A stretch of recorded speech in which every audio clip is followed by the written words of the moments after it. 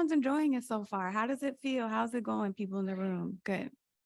Awesome. I don't know if you've noticed there's been a theme. We've been talking a lot about people doing it right. And I think in our community, we often hear we're at the top of this disparity. We're doing this wrong. We're doing this wrong. And so we really want it today to be about how we're doing it right. And if you notice, most of our panelists had experiences where they had these conversations with their parents, different than me. I didn't have that conversation with my father passed, and we didn't have the joy and the peace that they were able to talk about. I was on the other end of the spectrum with the sort of fighting and chaos. And so we didn't want to focus on that today, though. We wanted to focus on the positive sides and show that we can change the way we experience end of life. So I hope that's coming through, and we'll continue that theme throughout the day as well. And I am so excited for this opportunity right now when we talk about a powerhouse or change makers or, people who break norms. That's someone we were going to hear from today. We are honored to have Bishop Vashti McKenzie joining us today. We're just thrilled. I am humbled even to have the opportunity to introduce someone who has broken so many barriers and paved the way for so many in our community. She is the president and general secretary of the National Council of Churches. She provides executive leadership to 37 communions, also known as denominations, representing 100,000 churches and 30 million people. She is the first African-American woman to hold both of those positions. Bishop McKenzie is the 117th elected bishop of the African Methodist Episcopal Church. Again, the first female to be in that position in the religion's over 200-year history. She is the first female to serve as the president and council of bishops and president of the general board. She's also served as the presiding prelate in the 18th district in South Africa, and the 13th Episcopal district, which includes Kentucky and Tennessee, and the state of Texas. While serving in Texas, she was on the board of trustees at Paul Quinn College in Dallas. She's established 2 nonprofits, which raise funds outside of tithes and offerings for the communities in her districts. Bishop McKenzie is an active social justice advocate for over 30 years, 3 decades, and was appointed by President Barack Obama in 2009 to the White House Commission of Faith-Based and Neighborhood Partnerships. She was named by Huffington Post as one of the most powerful women in religious leaderships in the world. And we're just thrilled to have her here today and hear some of her wisdom on why these conversations are so important. So please join me in welcoming Bishop Vashti McKenzie. Good afternoon. Good afternoon, everyone. And what energy is in the room? It is powerful. Dr. Hall, Brandy Alexander, Kim Callanan, and everyone who has made this day possible. It has been a very positive engagement. And I want to thank Dr. Grayman for her presentation earlier. And so if I'm to frame our conversation together, then I would say, let's tag it, get while the getting is good. Is that all right? Get while the getting is good. And so often we say that life is like that. And we say that because life is like that. Life with its hills and valleys, its ups and downs, its ins and outs, its in between. Life as a vapor, life fragile as angel hair or cotton candy caught in the rain. Life strong as steel or as a 3-chord strand. Life's like that. Life with its exhilarating moments of going from glory to glory and its unfathomable pits of pain. Life with its sacred sacrifice and with its unsacred suffering. And there are those who will say death is easy, but life is hard. Well, however you tag it, what's life's like, it's always too short. No matter the length of living, life is never long enough. As soon as the pimples depart, wrinkles arrive I'll say amen for you. And as soon as you lose your baby fat, you'll also start to lose your hair. Life's like that. There are no curtain calls because everyone walks across the stage just one time. There are no do-overs, but there are plays to plays and egos to keep in check and decisions to make and problems to solve, thick skins and iron stomachs to develop. That's life. Then there are saints and ain'ts who enter our lives for good or evil. And there are positives and negative dings and ding dongs and dingbats. Life's like that. And then there is the life that is lived in cages constructed by cultural discourse that makes us believe we're less than who God says we are. The fearfully and wonderfully made. That we do have wisdom and righteousness and sanctification and redemption, that we are a child of God and not the sons of something else. We have to be weary of the life on our societal landscape that creates emotional confinement with views and ideas that tells us it's too early for you. It's too late for you. You're too old. You're too young. You too tall. You too short. You too fat. You too skinny. You too dark. You too light. That we're not enough. Or we can't do what we've been gifted to do.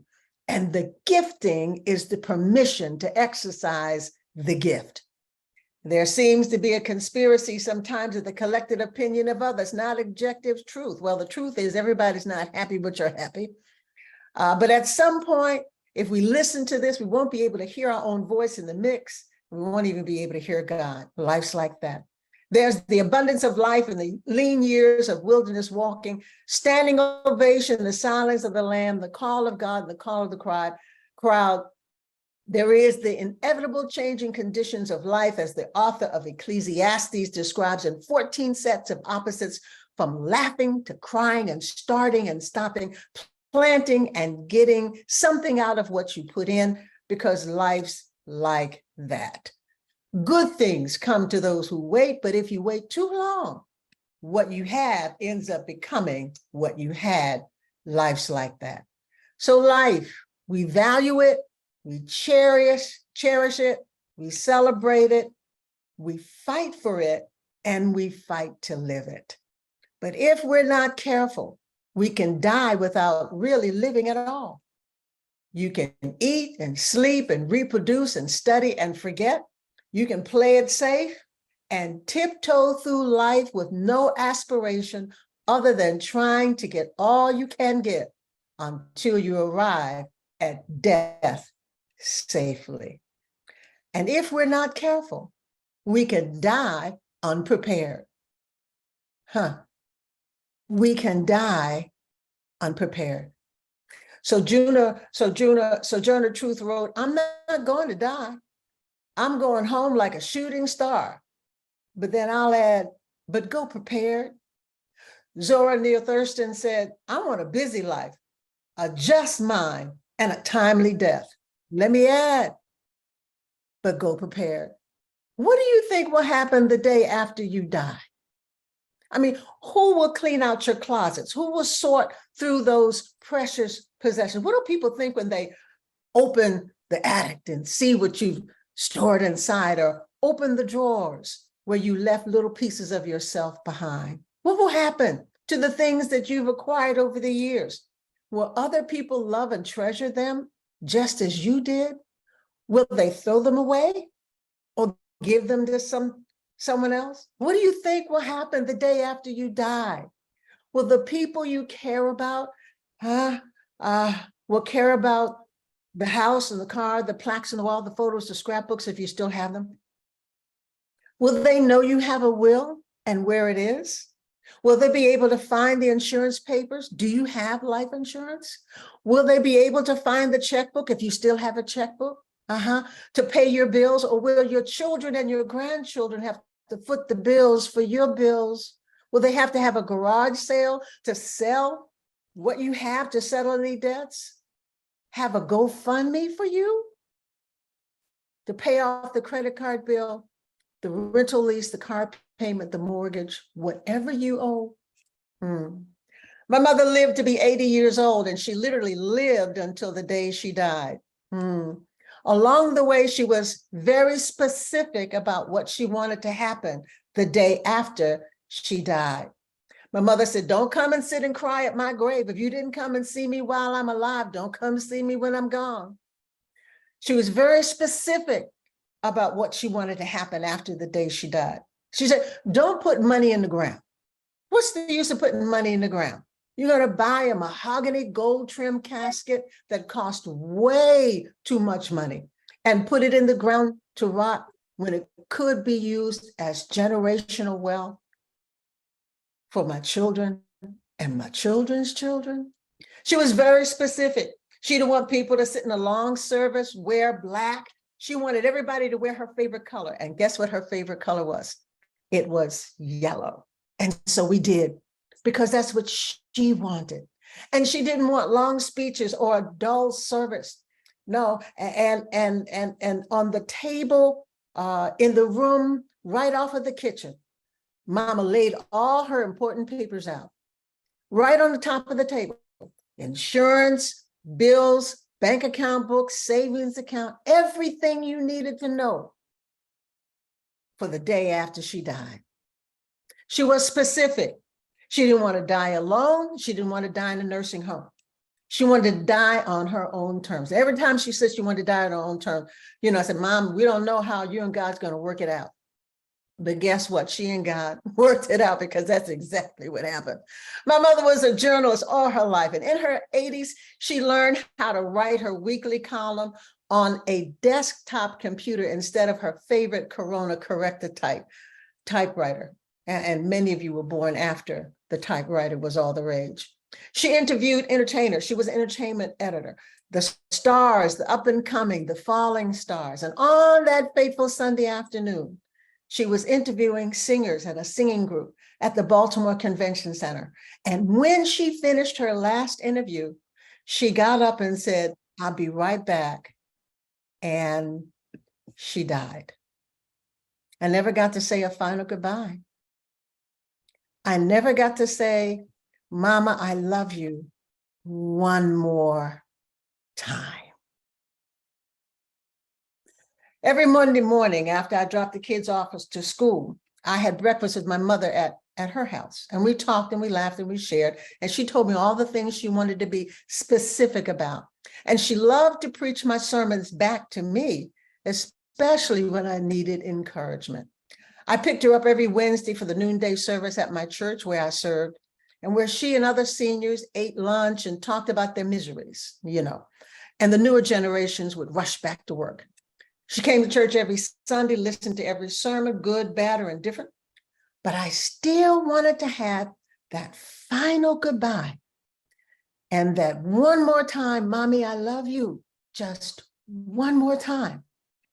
But God granted her the desires of her heart. And she died surrounded by a crowd of people with a reporter's notebook and pen in her hands. Sometimes death comes early, too young. Sometimes it's quick, here one moment, gone the next. And sometimes death takes a slow walk, and the people we love fight to live, and they fight to live for a long time.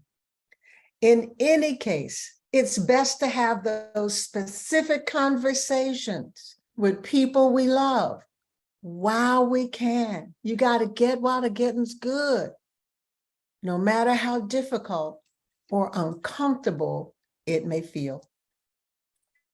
When my husband and I were being specific about what we wanted to happen the day after we died, and we had that conversation with our kids, and we began to make our plans. Our youngest daughter shared that she cried the day she received in the mail all of the information about our burial plots, where they were located, the deed for those burial plots, that they were paid, and the receipt that showed that they were paid. When she received the package of the choice of our funeral directors and the payment for the services and whether we wanted to be cremated or not, she cried to receive them, and we cried to make them, because sometimes facing one's mortality can be hard. We may not be able to bargain with God. We may not be able to determine when and how we die, or the length or the shortness of life, but we can have a say about what happens before and after the day we die. In the face of mortality, here's a suggestion. Have you ever thought to write your own obituary? Yeah, write your own obituary now, instead of leaving it to others. Oh, sure, things can be added along the way. Write my own obituary? Yeah. Just as you write your resume, correct? Don't you write your resume? Yeah, write the obituary. A resume tells others what you did, but an obituary tells who you are. And who best to tell who you are but you? Toni Morrison writes, we die. That may be the meaning of life, but we do have language that we may measure our lives in language. Write the obituary. Or, and not just, I don't want to say or, and write a legacy letter.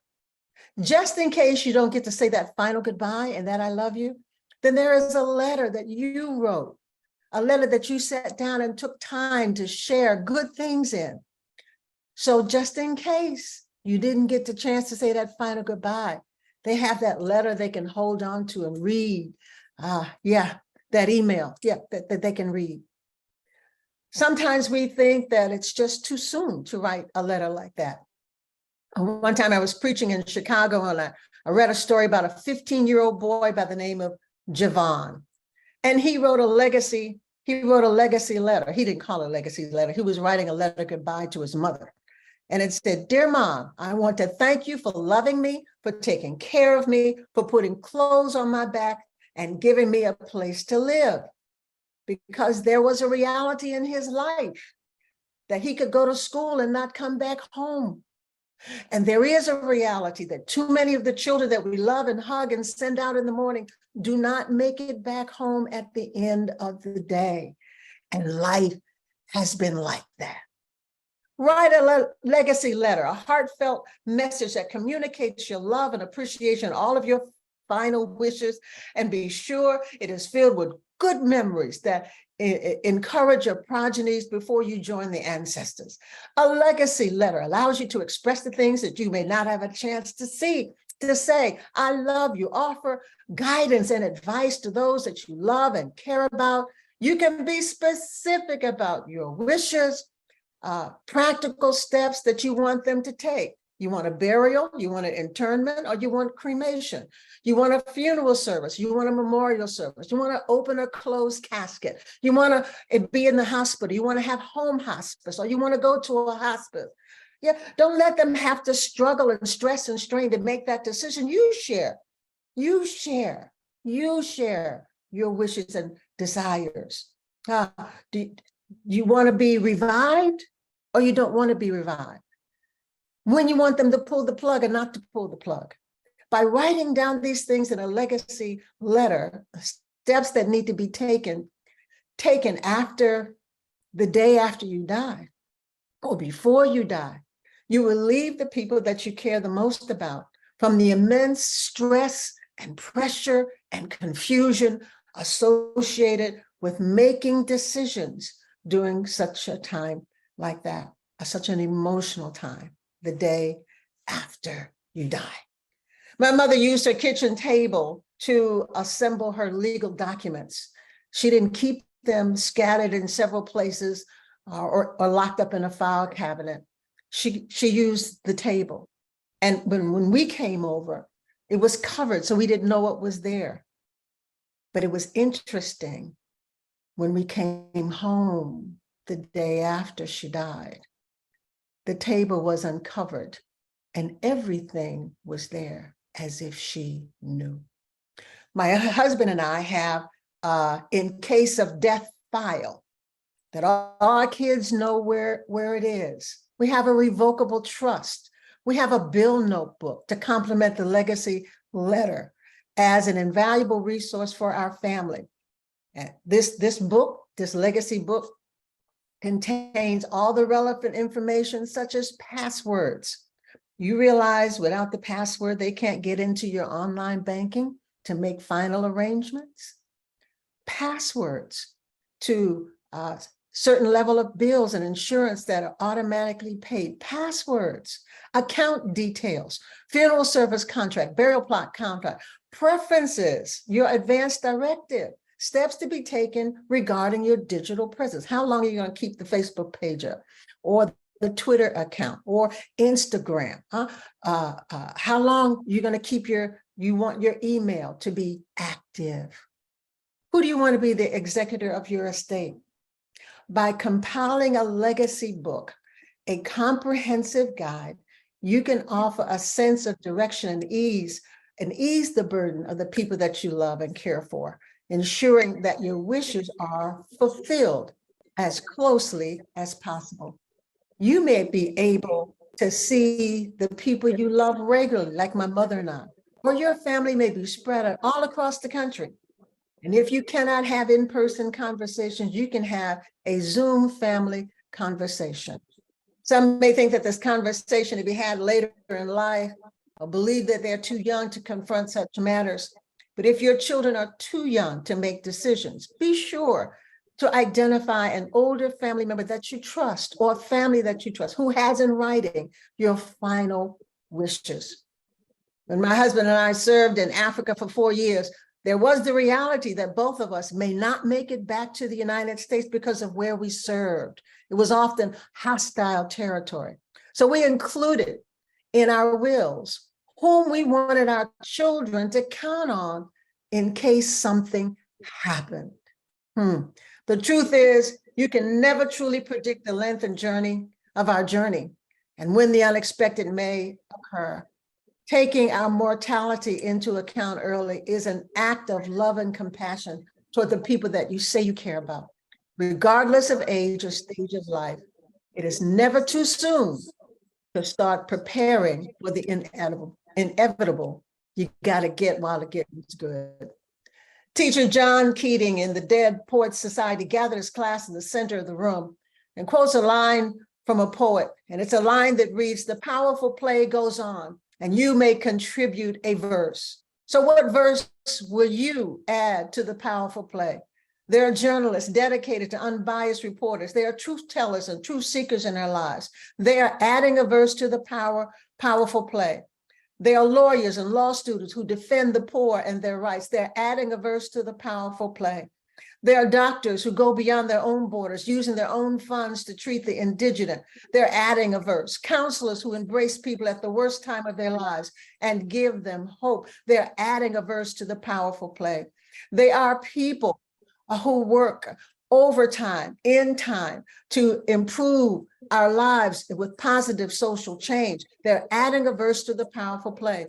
There are social workers who improve the lives of disadvantaged, who by no fault of their own start life way behind the starting line. They're adding a verse to a powerful play. There are parents who invest their lives in their children. They're adding a verse to the powerful play. There are teachers who make a difference in the lives of children, even when they can't always see it. They're adding a verse to the powerful play. There are preachers who live what they preach and give without looking for a return. They're adding a verse to a powerful play. So what are you going to contribute? What verse will you contribute? Where are you invited to preacher so you know there's a verse somewhere? Let me just throw out 1 Corinthians 16 and 13. Be on your guard, stand firm in the faith, and be courageous. Be strong, stand firm, and be courageous is adding a verse to the powerful play. It's the courage to strive towards excellence when the program of the day only supports mediocrity. It's putting socks on when you have no shoes.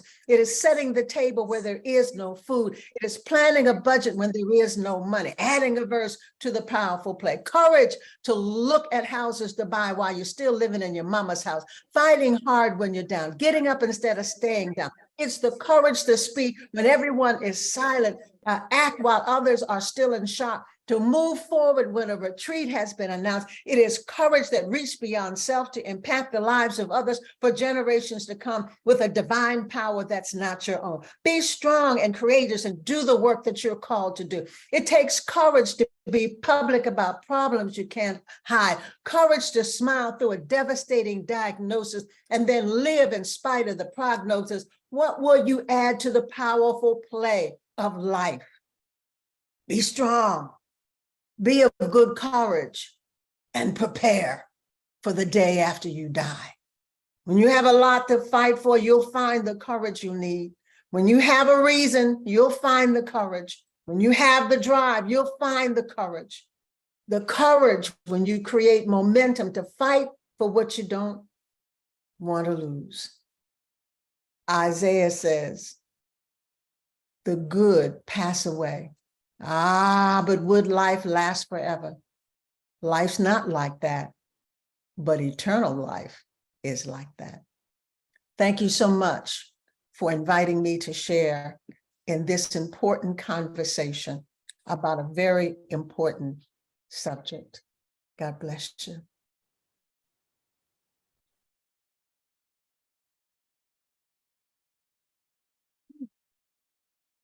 Thank you. Thank you so much, Bishop McKenzie. That was so powerful. We are fired up in this room. I don't know if you could hear, but you were getting some shout outs in here as well. So thank you so much for your words, for your wisdom, for your candor, for making us laugh as well with something so powerful and heavy. So thank you again for your time, and we really appreciate you being here. Thank you guys so much. So, so much energy from that. We're going to invite Dr. Jeff back up to continue our program. But again, thank you again, Bishop McKenzie. That was amazing.